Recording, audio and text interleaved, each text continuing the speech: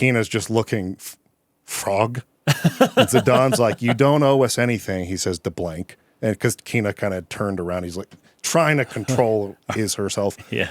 And Regis says, okay, anchor's away. And Kina says, is talking. And then Zidane, hey, Kina loves frogs, so you'd better watch out.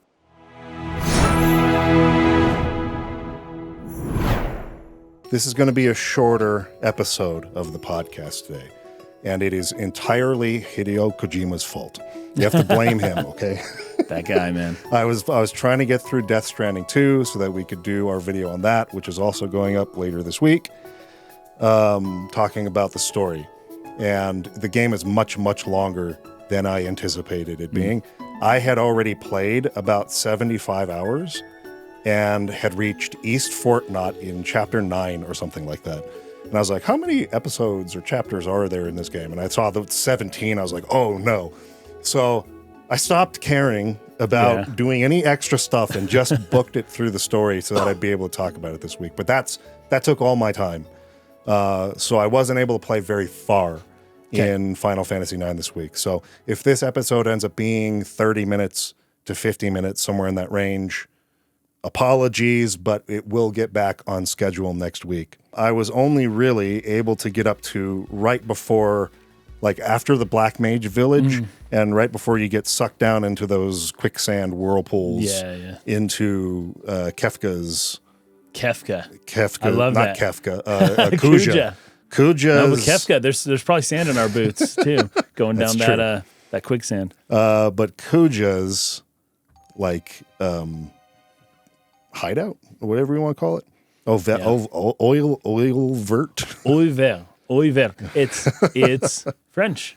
It means green eyes. So we're going to talk about that a little bit, but we won't get deep into that until next week. Yeah. So we start off here after this attack on Alexandria. One thing that I had meant to bring up last time that I kind of forgot to say was we were talking about, a lot about, because we got to see it more, Zidane's thoughts and struggles and heartache over feeling like he can't do anything, he can't tell the truth to Garnet, and just being like not even able to like say anything when he's in her presence, and just how much he was struggling. We didn't talk as much about her.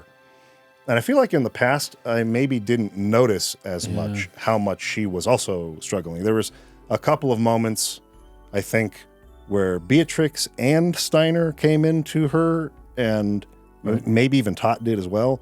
And she was like, I want to go see Zidane. And they're like, no, that's not a good idea. You shouldn't do that. Right? Yeah.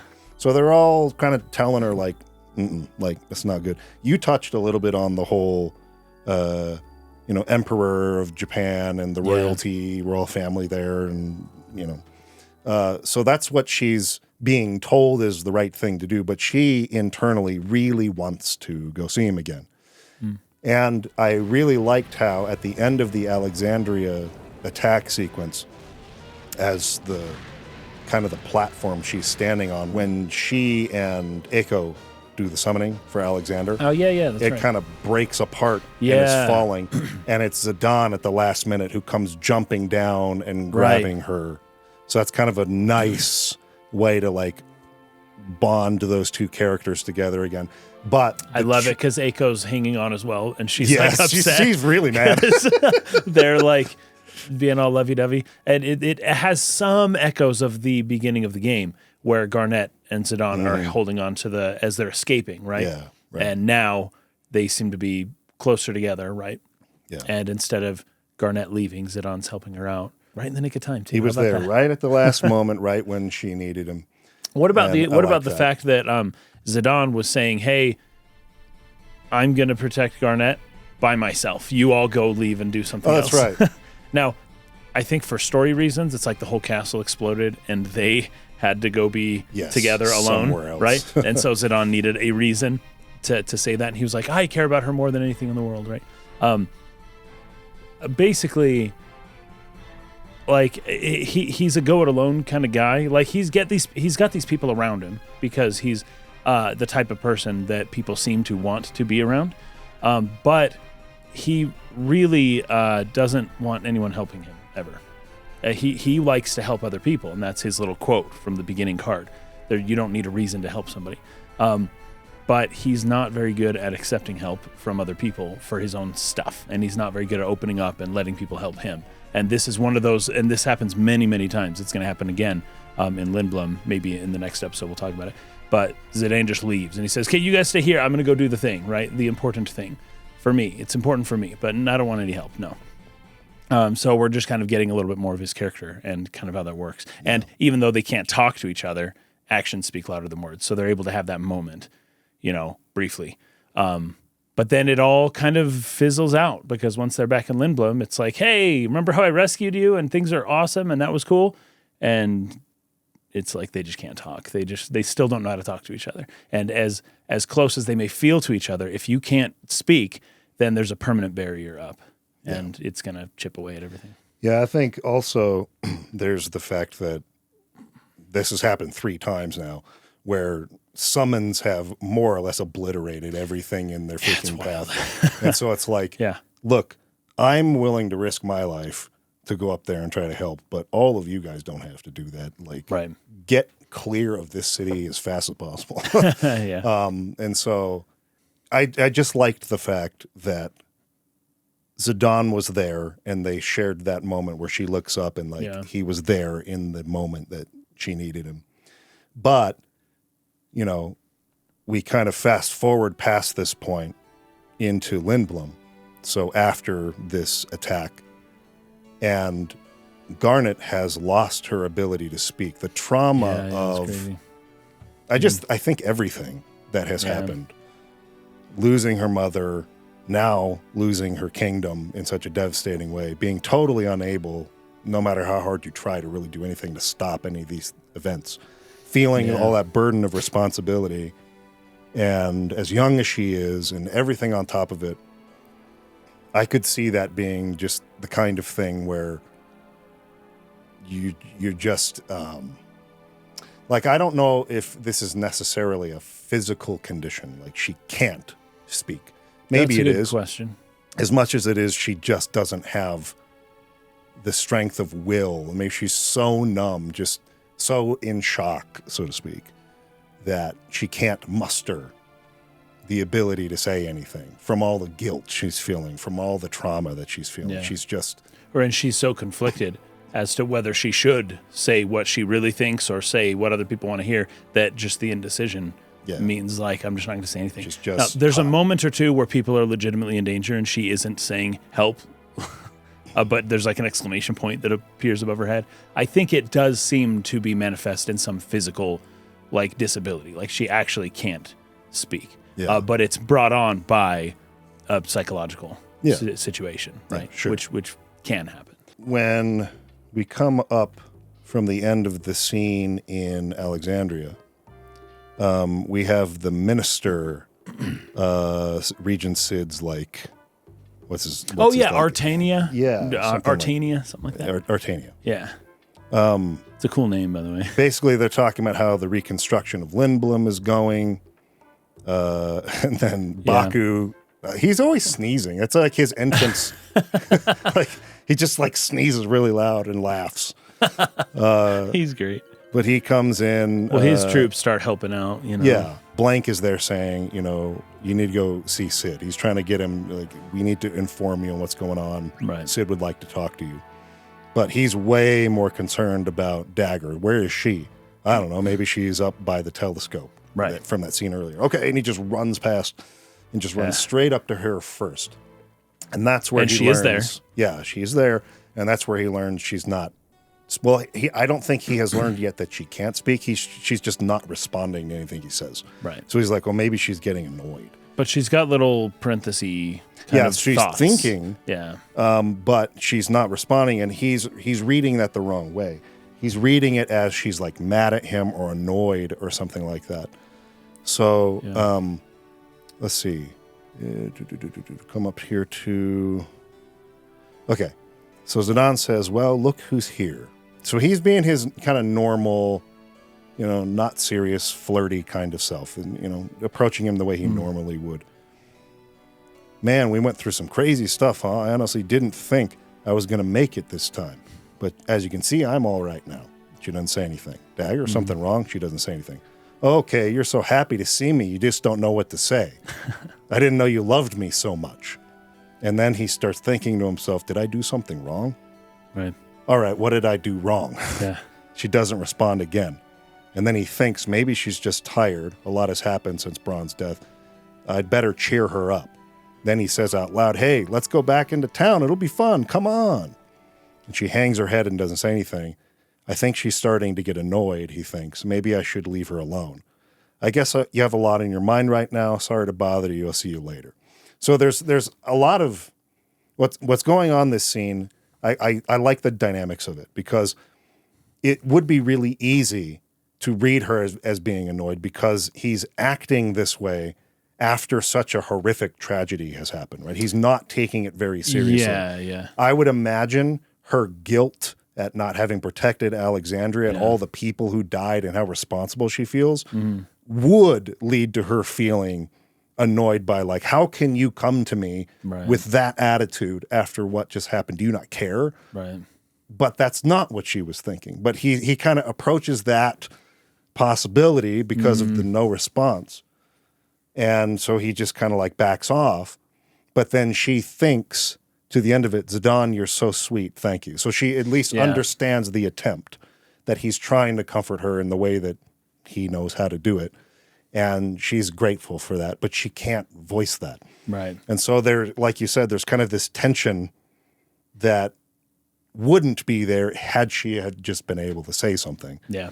But it's a nice way of keeping this sort of up and down roller coaster of their relationship going as the story progresses, right? It's paced well. Because then Zidane kind of infers on his own, oh, she's annoyed with me and he's wrong, but this is something that will happen in, for instance, a Shakespeare play or something where the character kind of gets the wrong idea based on lack of input from the other character and then makes assumptions about how things are going. And that leads to maybe some more drama, things like that. Yep. Things happen, things start moving because of that.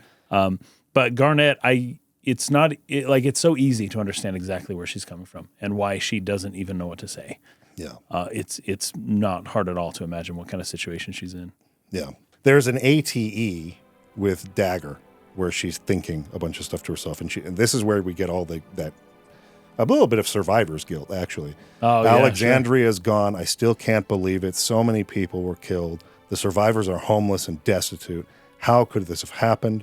Maybe I shouldn't have listened to Echo and summoned Alexander. No, it's not her fault. It's my fault. I never should have run away from home. I got everyone involved in this, Zidane, Vivi, Steiner, everyone. Had I stayed with Mother, maybe I could have stopped her. This is something a lot of people do. Yeah. They start thinking, I could have avoided this had I just done this differently. You know, all part of blaming yourself. It's all my fault. I shouldn't have assumed the throne. I thought I could have made amends, but I've only brought misery to everyone. What am I going to do now? Then we get the scene with Sid. So he fills them in on the fact that more black mages have been seen with Kuja. This is kind of like the important thing. I saw him, Kuja that is, escape on my stolen airship, the Hildegard 1. This is the ship that his ex-wife, or I guess kind of just estranged wife currently, had stolen from him. Kuja has that ship now. Yes, yeah. There were black mages on board too.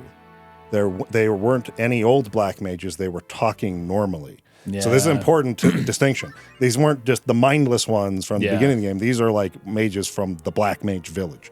And Vivi immediately is like, no, right? Yeah, how could they? Why? Why are they with Kuja? He says this like over and over and over again. It's really devastating for him. There's then a quick ATE cutaway to Kuja in his sort of base of operations fortress with Zorn and Thorn. Oh, yeah, Zorn and Thorn are there, yeah. And black mages. Yeah. I'm Mr. 234, I think. So the ones that can talk and the ones that, some of them that we met back in Black Mage Village. So he says, if I can't have Alexander, so be it, the summon. Yeah. I'll find another Eidolon soon enough. Hey, you. So he's just referring to this Black Mage as you. I'm Mr. 234. Shut up. I didn't ask for your number. Are the preparations complete? Yes. It's about time. Zidane, your role in my play is far from over. I'm going to go rest now, get back to work. So just a quick scene to show that these are those Black Mages, the ones who are supposed to be our friends, are working with him again. And this is super upsetting. And it would be even more upsetting. I mean, we even see that Kuja, it's not because Kuja's treating them well or anything like that. Nope. We don't know why. It's a mystery at the moment. We don't know why those Black Mages have made the decision, it seems, to work with Kuja. Vivi being as upset as he is, too, it's a very important character development for him. Because as he was letting things happen to him passively, and, life was just kind of, he was just there, and it was all happening to him. He wasn't very active. Things like this didn't really bother him as much. He didn't have this strong moral idea of how the world should be, right? Mm-hmm. He kind of just accepted as what it was and tried to kind of fit in whatever way he could. But now he's starting to kind of take charge a little bit. And as he's hearing about his friends making wrong choices and doing bad things, he has this like outburst of like, this is not how things should be. He's got this very growing sense of how the world should be, right? Mm. And when it doesn't fit that, it's starting to cause him this extreme dissonance in his mind. It's just like, it's not fitting in. I figured the world out, and this isn't working. I need to go fix this. Yeah. This isn't how it's supposed to be. And instead of just letting things happen to him and accepting things how they are, he's trying to impose his own will on the world, which is very interesting. Got the will to power now. Yes, well, he's getting something like that. It's growing. And if he's strong enough, he can help shape the world according to the way he thinks it should be, right? Which is the Black Mages don't help freaking Kuja do evil stuff. Yeah. Like the monsters or whatever, but not you guys. You guys know better. Yeah. So that revelation is given, and then Sid more or less comes to the conclusion, we got to go after Kuja, but we can't do that without an airship that doesn't use mist, because there's no mist anymore. Oh, that's right. Yeah. By the way, somebody brought up in the comments, I thought it was really funny, what happened to all the airships when the mist went away that were in flight? Oh, jeez. I would like to imagine that they sort of slowly lost altitude as the mist slowly dissipated. They didn't just like fall out of the sky. But it's a good point. I thought it was a really good thing to bring up. But since the mist is gone, all of the current kind of airships that were in use are no longer able to fly. That's right, yeah. So only these new airship models that Sid was building that use steam rather than mist. One of which Kuja has. The one that is an actual working, decent prototype is the one Kuja has. The Hildegard 2 that they flew back the rickety, from Trino on is not good because he was an Oglop when he built it, and it's just not quite right. Yeah. So, is he, by the way, is he the only one who can build these ships? Who can build any airships anywhere ever? I think it's not just so much like the actual building part of it, it's like the designing part of it. Is he the only one that can design airships? Apparently, this kind, yes.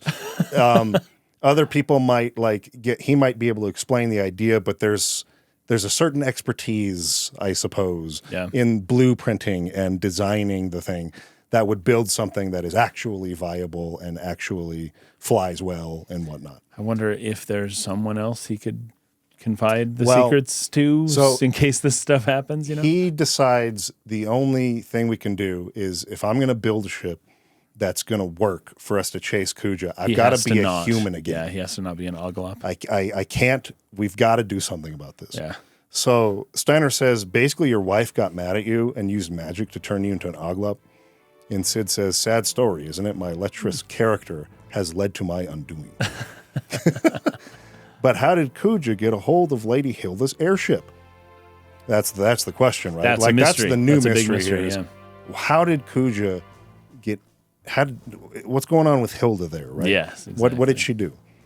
That's what I'd like to know, says Sid. He probably commandeered it to further his mad schemes, whatever they may be. In any case, I must get Hilda and her airship back somehow. Freya says, what a shame for a ruler to end up like this.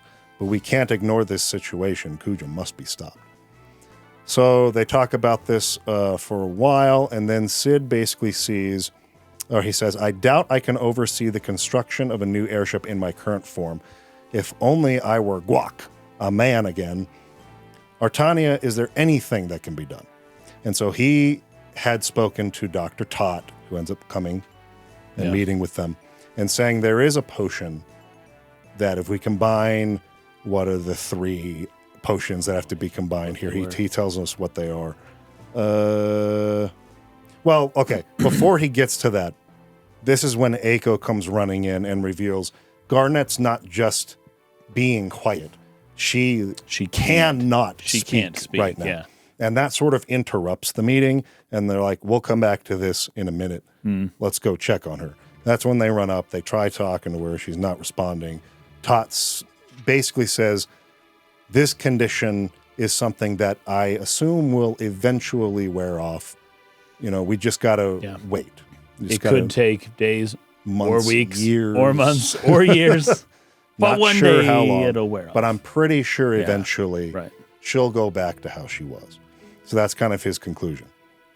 Then, and of course, Zidane goes into a whole existential crisis about that, too. Yes.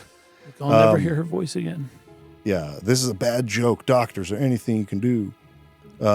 I believe this is only temporary, but it may be months, even years before she can speak again, till she can overcome her grief. So all we got to do is wait. So this is personal development. She needs to work on herself, right? Yeah. So Zidane is determined now to find Kuja as well, beat him up for this, for having done this to... Of course. He says beat the crap out of him. I thought that was funny. It's like, sure, what are you going to do, says Aiko. Zidane, find Kuja and beat the crap out of him. Doc, I need an airship to find Kuja. Tell me how to turn Sid back into a human. That's the only way. So then they go back and they meet again, and he tells him exactly the 3 things he needs, which are... Goodness gracious, a lot of talking here. The unusual potion, the beautiful potion, and the strange potion. They must be mixed in a 5-2-3 ratio. So this sets off a short quest where you have to go collect these potions from people around Lindblom. I think it's fun. The artist has one. The Asina has one of them. Yeah, with the group, the troop. And who's the third? I think it's a lady over by the weapons shop. She has the beautiful potion. And then I think Cinna has the unusual potion or something like that.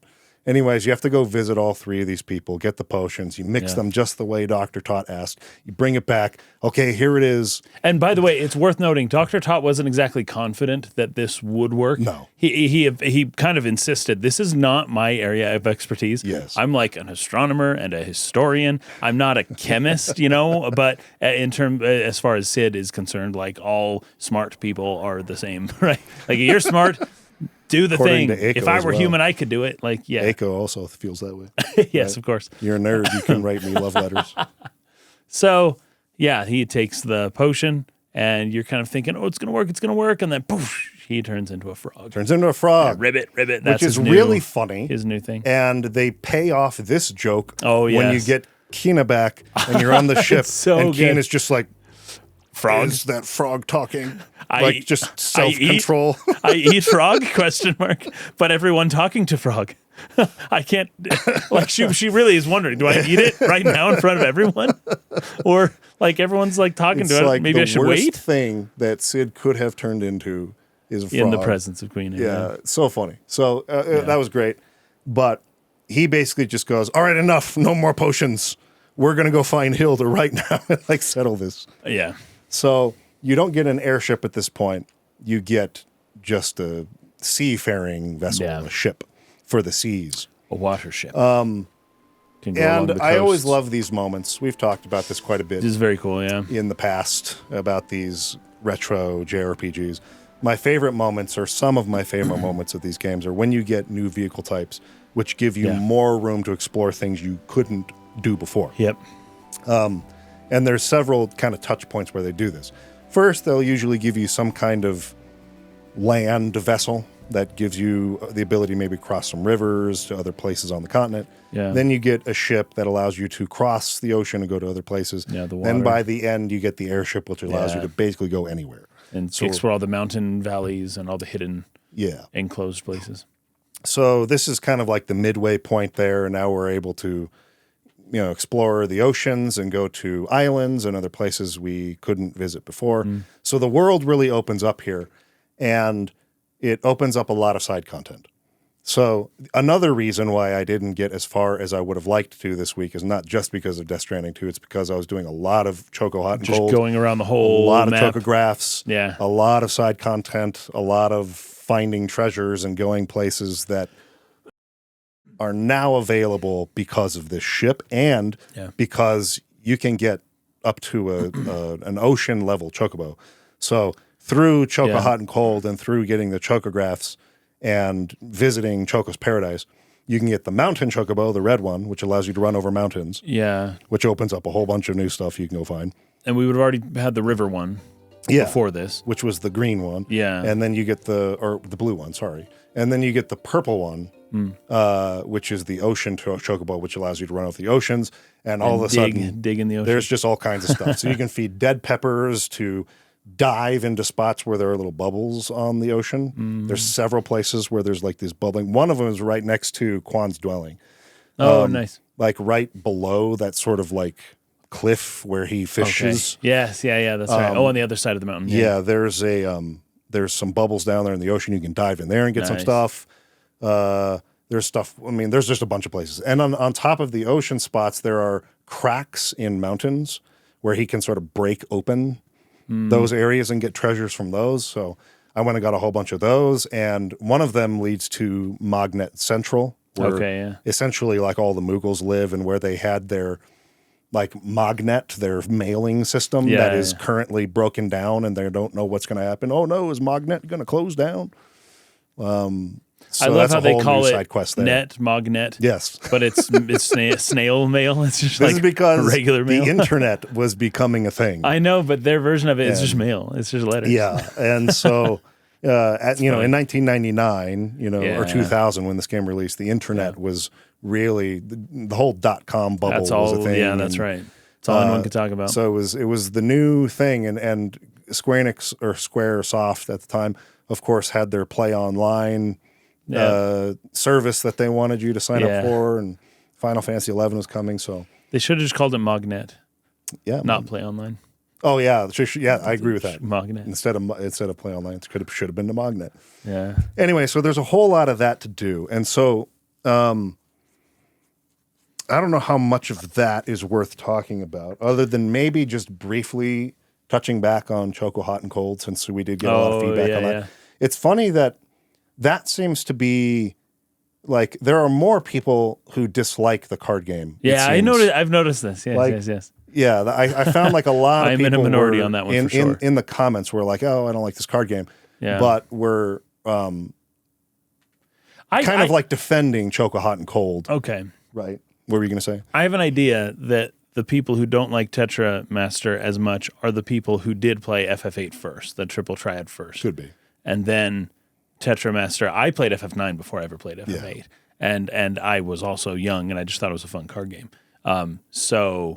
FF8's is different, but simpler and maybe more accessible. Yeah, like within the game. Right.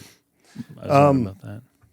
So a couple things people brought up that I wanted to respond to are that the more treasures you find as you're going through a single kind of run of Choco Hot and Cold with, that timer running down, the higher the chances of encountering a chocograph are in each subsequent find. Oh, I see. Yeah. There's probably some algorithm for that. I don't remember exactly what the numbers were, but let's say it's like a 1 and 64th chance to find it on the first. 1 in 32nd. Because 1 in 32nd, a 1 in 16th, a 1 in 8th.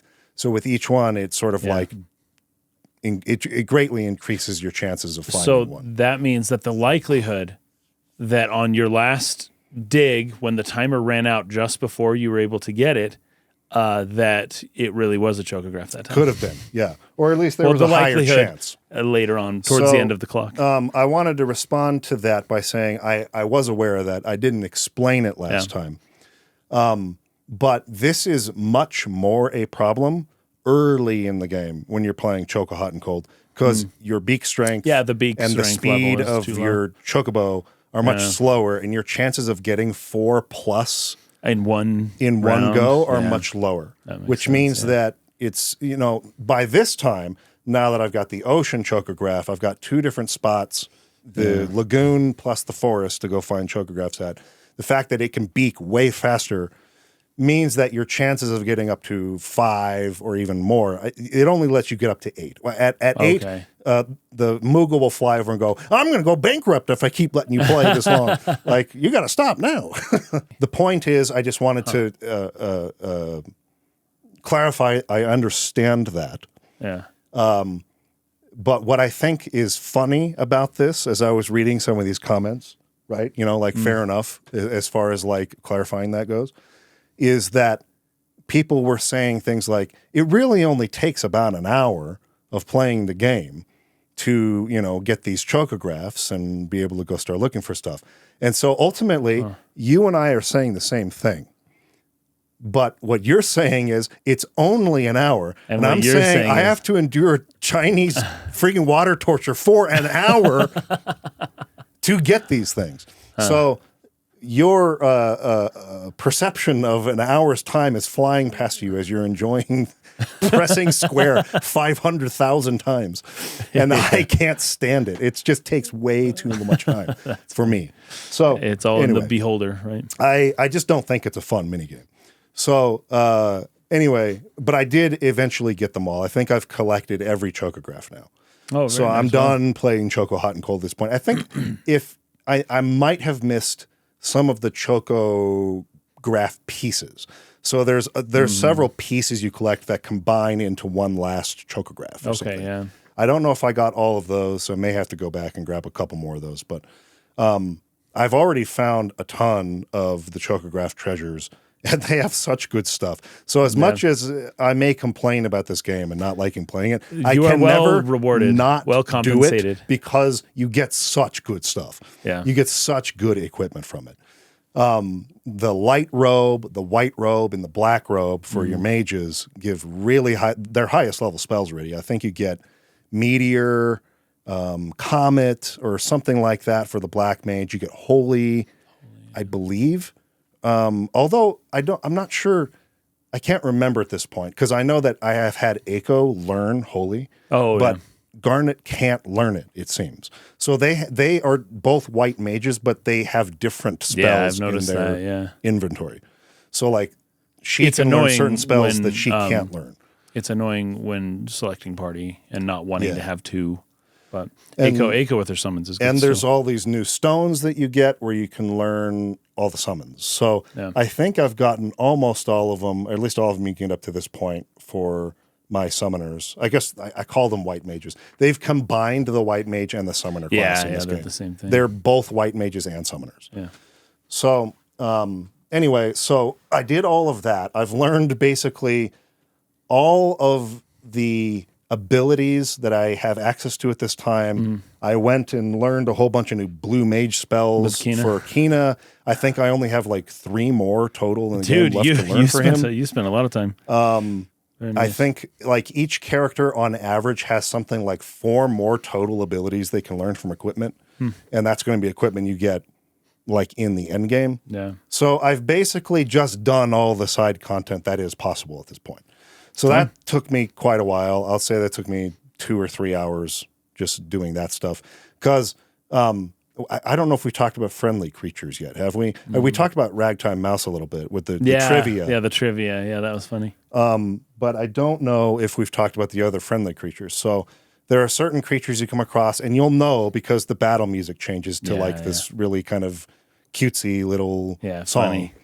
And essentially what they do is they ask for ore. So you have to go into the items and get the ore and throw ore at them.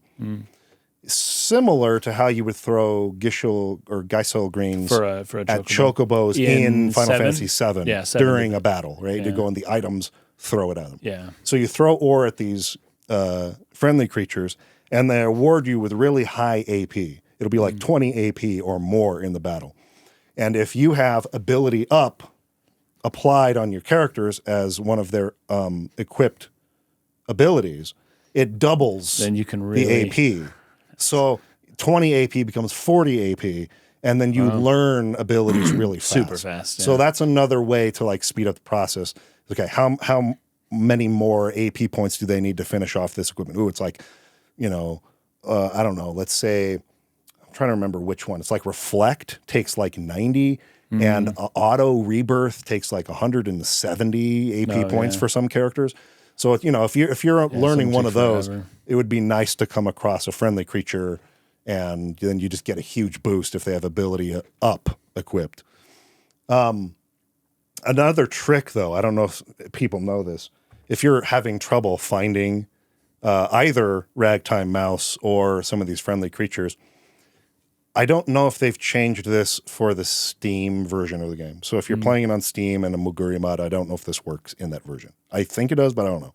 But in the PlayStation version, if you just tap forward, you'll be able to see the difference if you're running in a forest.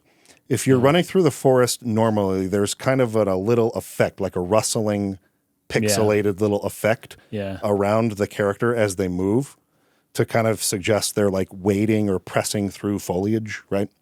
But if you just tap it, they'll kind of barely move forward, but that little foliage effect will not appear.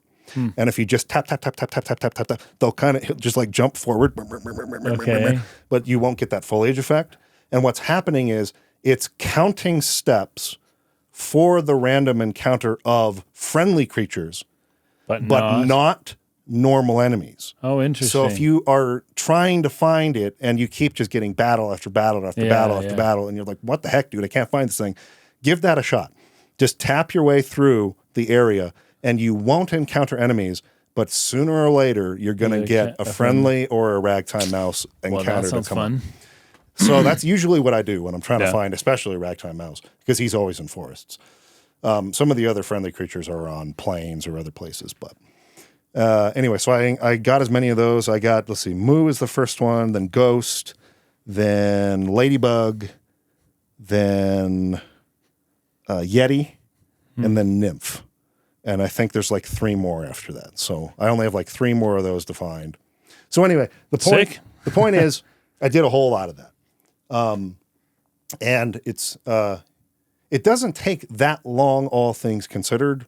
It's not like you're going to spend 10 to 20 hours doing all the side content. Yeah, just collecting it's like stuff. 3-ish to 4 tops. Yeah. But you're a lot more powerful at the end of it, I'll tell you that much. Nice. You have a lot of good abilities. Haste, like auto haste, and a whole bunch of other stuff. If you got the running shoes, I guess. A lot of this will depend on which equipment you've got. But if you're doing Choco Hot and Cold and you're collecting those treasures, your guys will be really strong at this point. There's a big benefit to it. You'll be more or less invincible for the rest of the game. So very nice.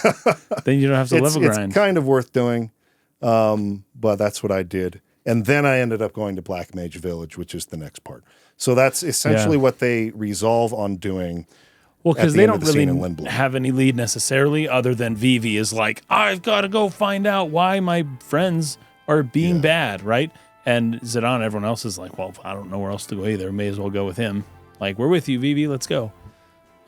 So yeah, they go off to the the village. By the way, we mentioned that Quina is like, do I eat Regent Sid or not? Question mark.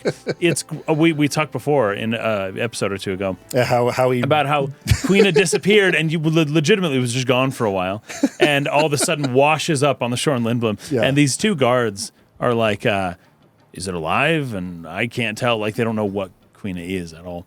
And finally, somebody shows up, like the manager guard walks up and is like, oh, this thing's dead. Let's leave. Like, don't worry about it. Like, go back to your jobs.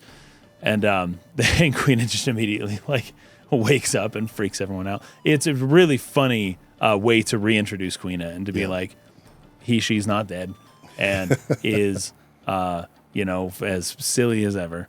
And then, of course, we all just meet up again later on. It's really funny. It was great. It's really good stuff. It was great. And so, yeah, Sid says, I'm not taking any more potions. We're going to find Hilda.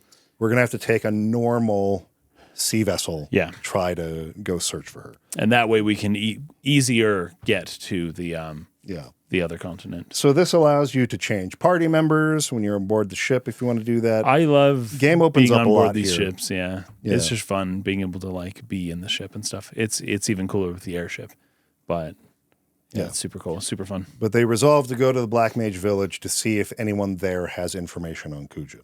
So you go there, and Vivi sort of goes and talks to the elder Black Mage, like, what's going on here? Why are you doing this? Because basically they're all gone. Yeah, he's kind of the only one still there. Yeah, it's them or him and the two that were taking care of the chocobo. Yeah, the egg. So the chocobo egg hatches, and they're like, oh my goodness, we did it. Like, there's a new chocobo here. So that's kind of a fun scene. But the elder feels this internal conflict about it because he doesn't want to betray his friends. But he basically reveals that Kuja promised that he could extend our lifespans. Yeah. And they're all afraid to die. They're all afraid to die. They found out about the time limit, and so they went with him because they wanted to expand their life. And he won't reveal where they went. And Vivi's like, I don't understand. Like, if you don't want to betray them, or if you don't feel like they've done something wrong, or I can't remember exactly what he says, but why didn't you go too? Right. Like, why are you still here? And he's like, I wanted to go. Well, I was gonna go. Doesn't he have like just kind of an ellipses there? Like he doesn't know how to answer that. Like, yeah, let me look I got the sense that he knows it's wrong, but that he can't blame them for wanting to go. Like he understands it, and is basically just like, I can't betray my friends though. Like he doesn't know what to do. He's like really morally conflicted about this. But in the end, Vivi says something that finally kind of gets him to tell him where they went. So let me see here. That's right, yeah. Sorry, I just landed on the part where they're on the ship and Regent Sid walks up. We need at least one person to look after the ship when we're done, when we reach our destination. Oh, that's going to be Blank, so Blank is coming with them. Yeah. And then Keena's just looking, frog? And Zidane like, you don't owe us anything, he says to Blank. And because Keena kind of turned around, he's like trying to control herself. Yeah. And then Regent Sid looks, or Regent says, okay, anchor's away. And Keena says, is talking. And then Zidane, hey, Keena loves frogs, so you'd better watch out. And Regent says, I'm not worried. I've had more enemies as an oglop than as a frog. Okay, but let me go to the next part. Oh, it was also interesting here that Black Mage 288, the kind of elder, says, Kuja said the prototype built before us would last longer. Yes. So Vivi is that prototype. The assumption is that's Vivi, yeah. Yeah, so he might last a little longer, but probably still has, a time limit too. Yeah. So a great one brings up something great on our Discord here for patrons. It is that the only black mages that didn't go were the ones that were looking after the Choco Egg because they had found meaning in their life. Like they weren't so afraid of life expiring because they had found a reason to live and something to give their lives to that gave them meaning. And so they weren't persuaded to go and kill stuff in order to not ever die. Yeah. So this is where Vivi convinces him. He says, I was really confused when my grandpa died. He told me, Vivi, no need to be sad. So I told myself, I can't be sad. That's why I felt confused again when I heard that everyone was stopping around here. I didn't know what to do or what to feel. But when I saw Dagger crying when her mom died, I wasn't confused anymore. This is where it happened. Okay. Yeah. I was sad. If I were just a puppet, I never would have felt that way. Mr. 288, we aren't puppets. I know we aren't. I hate him. I hate Kuja. He's turning everyone into puppets just to kill people. If it weren't for him, I know everyone would understand someday. It's not fair. And then Black Mage number 288 says, Kuja's secret palace is on the eastern side of the continent. Yeah. It's buried under quicksand. You'll need a ship to get there. Vivi says, thanks. And he says, I hope we can become strong like you someday. So I like that. Yeah. But real quick, this is the reason I brought this up last episode is because the word puppet in the Japanese is an instrument of murder, a tool, a murder tool. And that's what he's saying there. I know because when I saw Garnet's mother die, I knew right then and there that my purpose is not to just kill things. Yes. Because I'm not. It doesn't mean I'm not just a puppet. He means I'm not an instrument of murder, and neither are you. Yes. And so that's what touches Mr. 288's heart. Yeah. And he's like, okay, this is where they're hiding. Right. So he does the right thing in the end. And you hop on over there. There's 4 little spots of like quicksand whirlpools. And there's one specific one that doesn't have little puffs coming out of it that you're supposed to go fall into. And that takes you to Kuja's base of operations. Kuja's base. But that's the oil vert. Oil vert. Oil vert or oil vert. So I have a couple. Once we get in there, it's gonna be cool. There's like an eye motif in that dungeon, and the word oil means eye, and so it's the green eye dungeon. That's where we're at, underneath the sandy place. I wanted real quick to go back briefly to the destruction of Alexandria. It's not completely destroyed. First of all, completely. But you got that impression when you saw it, and when you heard people talk about it, and when Garnet's like it's gone, that it's just gone, right? Like nothing exists anymore. And that is not entirely accurate. No, there's still stuff there. You can go back. But the summon, when that happens, the summon of Alexander, there's this music that plays when Garnet and Eiko are kind of like holding hands and calling Alexander to guard the castle. And it is a motif on Melodies of Life. It is similar, but it is so eerie, and it took me a long time to realize that this was Melodies of Life. It's a really cool, really airy, really interesting song. Very mysterious and very cool. But also, the image that happens before Alexander gets summoned is circles rotating like an augury, basically. So you get the blue circles kind of moving around, but you got that augury sphere kind of image there as well that we talked about at the beginning of the series, and that is in some versions of the title, but not the official version of the title. So there's something going on there too with that as well, and I want to bring that up because that's really cool. Did you notice that Amaranth has a tattoo on his shoulder, and that the tattoo is of a salamander? I did not notice that. He's got salamander tattoos and amaranth plant hair, basically. Yeah. So that's like, that's him. But yeah, you can see a little vestige of his Japanese name right there on his shoulder. Yeah. Which is super cool as well. And that's where we're at. That's where we're at. Yeah, so moving forward here, now that I'm done with Death Stranding 2, we should be able to get to the end of Disc 3. That may get split up into 2 episodes, but we're going to be recording those 2 on the same day, which is this coming Monday. Yes. We're going to record talking all the way up through the end of Disc 3, though that might run long and may turn into 2 episodes. We'll see what happens. But that's where I would play up to, just so you guys are aware. Or maybe just beat the game. Because Disc 4 is short, so you could you could just finish the game. But my estimation is that there will be 3 episodes after this. So, but that's where we're going to try to play up to. So we're going to go all the way through Oil Vert, Ibsen's Castle, and, we'll probably get, to the end of Disc 3 for our discussion next time we record, but just keep in mind that may end up running 2 episodes. And if you have anything that you wanted us to touch on that we haven't yet, just tell us in the comments and we'll revisit those points. If there's, grounds there for us, if we feel like we have something to add to those points. Thank you for watching, everybody. We really appreciate you. Also, we are still running a poll for which game we will be covering next on the podcast after this series is over. And now that we're getting towards the end of the game, if you would like to participate, go and check out our Patreon. That vote is still open and will remain open for a couple more weeks as we finish Final Fantasy IX. But there are games like Xenoblade Chronicles on that poll. Final Fantasy XII is on that poll.